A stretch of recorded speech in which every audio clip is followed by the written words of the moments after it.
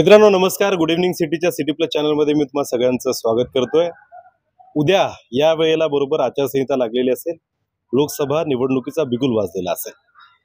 अजूनही बुलढाणा जिल्ह्यामध्ये खासदारकीसाठी महायुतीकडून आणि महागठबंधनकडून अर्थात इंडिया आघाडीकडून कोणतेच उमेदवार अद्यापर्यंत घोषित झालेले नाही.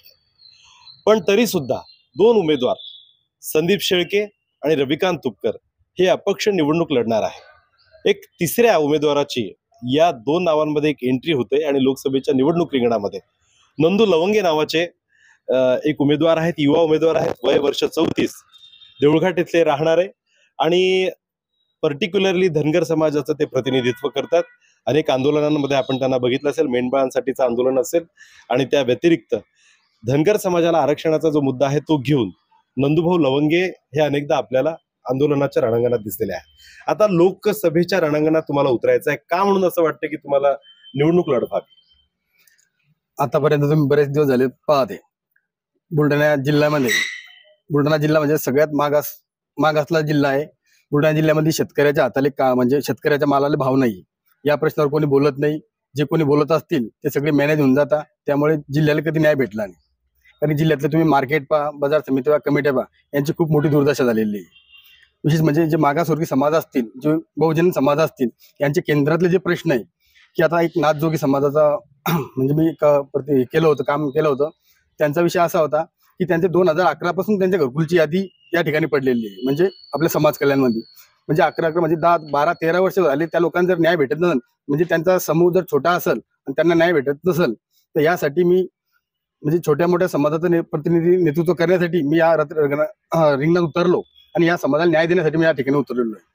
म्हणजे मला खासदार व्हायचं म्हणून मी या ठिकाणी उतरलो नाही. मी खासदार तर निवडून येणारच, कारण की मी निर्णय घेतला. मी अल्प उदारक शेतकऱ्यांचा म्हणजे जे गरीब लोक आहे यांचा मी खासदार आहे. म्हणजे मी ठेकेदारांचा खासदार आहे नाही. मला म्हणजे लोकांची इच्छा आहे. निवडणूक तुम्ही जिंकून येणार असं कशावर वाटतं? काय काय तुमच्याकडे शक्तीस्थळ काय तुमचे? माझ्याकडे सगळ्यात मोठी जी ताकद आहे ही गोरगरीब जनतेची ताकद आहे.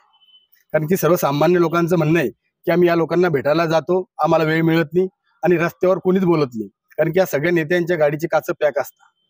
तुम्हीच एक असा माणूस आहे, मी संपूर्ण जिल्हाभर फिरतो तर माझ्या गाडीचा काच खालीच असतो आणि मी प्रत्येक ठिकाणी रस्त्यावर म्हणजे चौकात उभा असतो. कारण की माझं कुठलं जिल्ह्यात ऑफिस नाही आणि मी ते केलं पण नाही.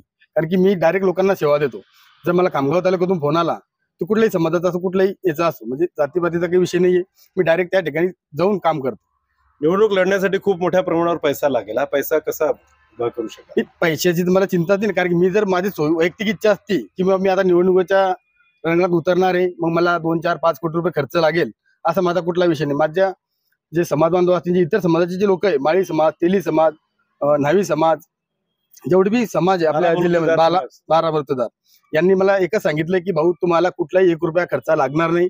कारण की आम्ही आमच्या गावातलं बॅनर स्वतः आम्ही लावणार. फक्त तुम्ही आमच्या गावात भेट द्यायला या. आम्ही रॅलीचा संपूर्ण खर्च आम्ही स्वतःच करणार. आणि त्यांनी मला विचार कधी तुमच्या मनात आला की आपल्याला निवडणूक लढवायची? जसं अनेकांच्या मनामध्ये आधीपासून 6 महिने झाले, 1 वर्ष झाले, त्यांना वाटलं की आपल्याला निवडणूक लढवायची आहे आणि ते गावागावात पोहोचलेले आहेत. नंदू लवंगे हे नाव जिल्हाभरातल्या गावागावात पोहोचलंय का? मी गेल्या 10 वर्षापासून संपूर्ण जिल्ह्यात फिरतोय. तुम्ही कुठल्याही गावात जा, कुठल्याही खेड्यात जा.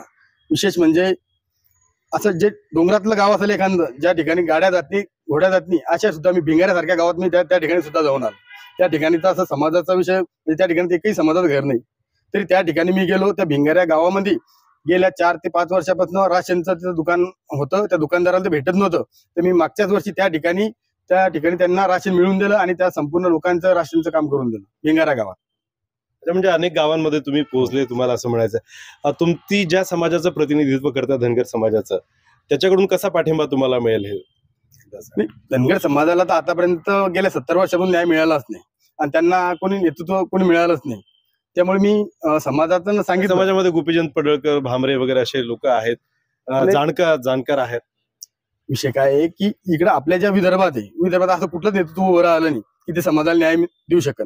त्यामुळे या आपल्या जिल्ह्यातल्या लोकांनी ठरलं की आपल्या जिल्ह्याला तर न्याय मिळेलच, बहुजनांना न्याय मिळेलच, पण एक आपल्या समाजाला मोठा आधार होईल आणि एक समाजाचं नेतृत्व म्हणून दिल्लीला पोहोचन. त्यामुळे सगळ्या समाज बांधवांनी एक चांगला प्रतिसाद दिला आणि त्यांनी सांगितलं की ठोकपणे आम्ही तुमच्या सोबत आहे आणि बाकीचे आव्हान तर तुमच्या सोबत आहेच, पण आम्ही फुल ताकदीने तुमच्या सोबत आहे.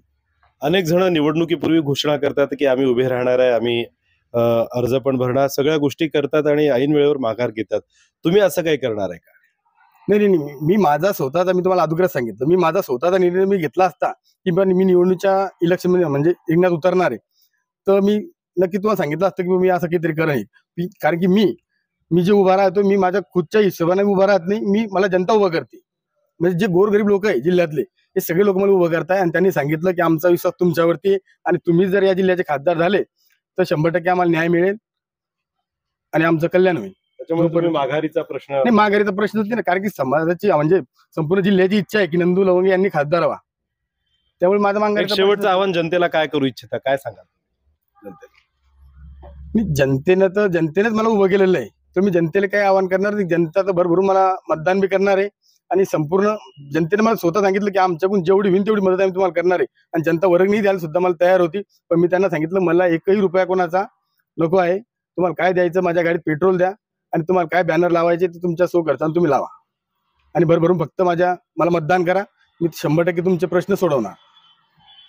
मित्रांनो, जनतेने उभं केलेलं आहे, जनताच निवडून देणार आहे, भरभरून ती मतं सुद्धा देणार आहेत. त्याच्यामुळे मी माघार घेणार नाही असं निक्षून या ठिकाणी नंदूभाऊ लवंगे हे उमेदवार लोकसभेसाठी उभे राहण्यासाठी इच्छुक आहेत. बघूया पुढे अजून उमेदवारीसाठीचा अर्ज मागे घेण्याची तारीख, छाननी या सगळ्या प्रक्रिया पार पडणार आहेत. तोपर्यंत नंदूभाऊ त्या ठिकाणी निवडणूक रिंगणात असतील की नसतील हे आपल्याला येणाऱ्या दिवसात कळेलच. कॅमेरा पर्सन मुकेश सह रणजित सिंग राजपूत, सिटी प्लस बुलढाणा.